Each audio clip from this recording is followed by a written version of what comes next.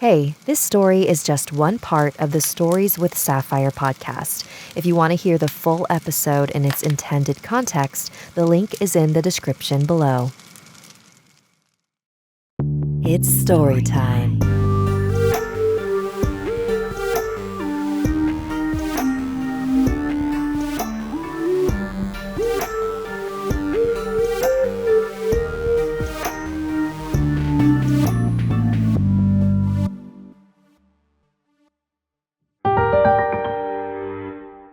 Chapter 1, Dreams Come True, submitted by Sandy. Hi, Sapphire. I feel like you're my new best friend, LOL. For work, I have to drive around the Bay Area, and I started listening to your podcast religiously to get me through my workdays. You've been a lifesaver. You inspired me to share my story, so here it goes. My name is Sandy. I was born and raised in Viejo, California. I never got to meet my grandfather on my mom's side, that is, until he passed away. The majority of my paranormal experiences happen in my dreams, and my first one was when I was around 6 or 7. I remember sleeping in my bed, facing a blank white wall, and just feeling this bright light. So bright it wakes me up. I opened my eyes and saw a reflection of light just bounce off the wall, so I turned around in my bed and saw who I thought was my dad standing in the doorway.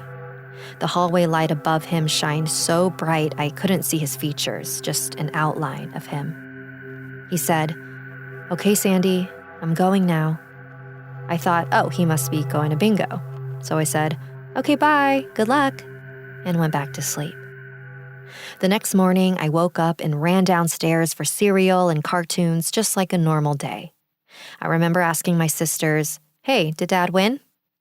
They kind of just stared at each other and then looked at me with confusion. "What are you talking about?" Chomping on cereal, I asked again, "Did he win? Dad went to bingo." My ate responds with, "He didn't go to bingo last night." I don't remember what I said after that, but I remember getting annoyed, like, I don't know why you don't believe me. He woke me up and told me he was leaving. At this point, he came downstairs and I asked him, "Dad, did you win? You went to bingo, right?" He laughed at my question and answered, "No."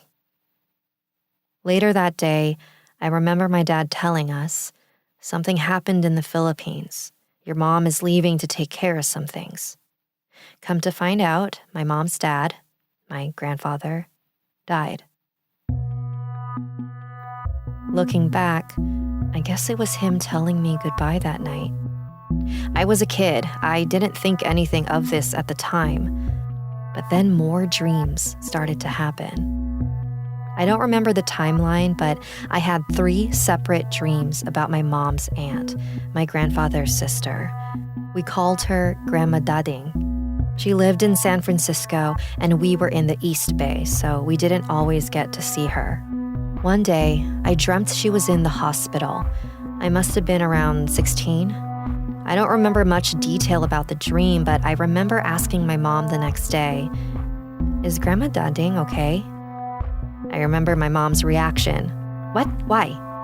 You have to imagine her response in a heavy Filipino accent. "Mom, I had a dream she was in the hospital. You should call her." She kind of had a disturbed look on her face, like, how dare I tell her what to do? You are probably just worried. I could tell this bothered her. She thought about it for a minute, and then I watched her get up and call. She spoke in our native tongue for a bit. Could have been Tagalog, could have been our dialect Waray. I don't know, but when she got off the phone, she looked confused. She looked at me, took a deep breath, and said, "Yeah, she's in the hospital." I didn't know what to make of this. I didn't want to be right, but I knew it. This happened 2 other times, a total of 3. All 3 times, I was right. For me, this was a trip. And it wasn't just warnings about my mom's side of the family. I also had a dream about my best friend's uncle. Let's call him Uncle G. I met him only once, briefly before this dream, at a family party my best friend, we'll call her Nancy, invited me to. Anyway, in this dream, I was at a high school and there were crowds running in a panic, different directions, just screams and chaos. I remember thinking, I need to make sure they're safe. So I continued to run opposite of the crowds to find Uncle G with guns strapped around him, just crying, saying, "Leave and I'll shoot you all." He didn't point the gun at me, so I felt okay trying to talk to him. I held my arms up and out trying to calm him. Worried and scared, I kept looking around for Nancy, and that's when I woke up in a sweat. I think it was pretty early, but I didn't care. I immediately called Nancy. I obviously woke her up with my call, and I told her about my dream. She was my best friend at the time, so she knew of other paranormal experiences I've had and didn't dare brush it off. She just said, "Okay, I'll call my aunt and I'll call you later." 2 days passed and I didn't hear from her. So I called her. She told me, "Hey, yeah, I'm sorry I didn't get back to you. It's been crazy. But I called my aunt and told her to find Uncle G's gun. She couldn't find it, but found the bullets and hid them. But I gotta go. I'll call you tonight."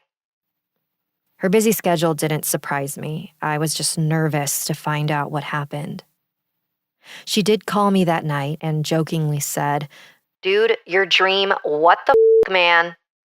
So apparently, Nancy's aunt and uncle were having marriage issues. They had another argument and she threatened to leave him the same day Nancy called her. This time, the argument was so bad, Uncle G took out his gun and said, "Leave and I'll shoot you all."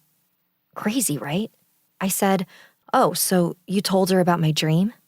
She said, "Oh, no, I just asked what's going on over there, and my aunt said Uncle G is having an episode. I didn't want to tell her your dream because that would be weird." Shocked, but not shocked. I don't know if this was a premonition. Not sure what to make of it, but I know I can't control it. But listening to your podcast made me feel a bit more normal.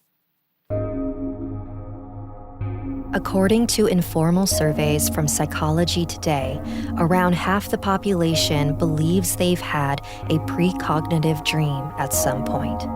Scientists have a couple different theories as to why this seems to be so common.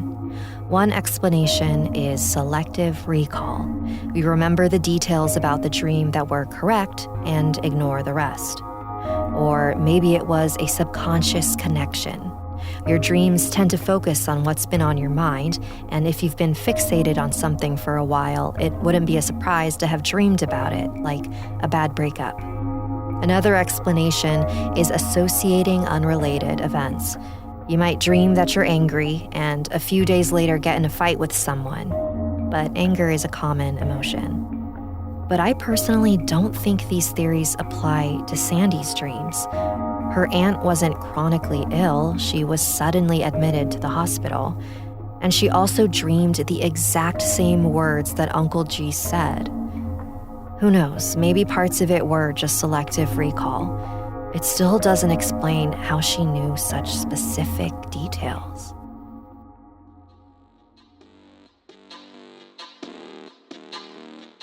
Thank you for joining me today.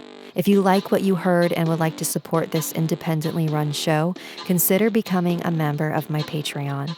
Visit patreon.com/storieswithsapphire to see the different tiers and perks. If you'd like to submit a story, email me at storieswithsapphire@gmail.com. Salamat and good night.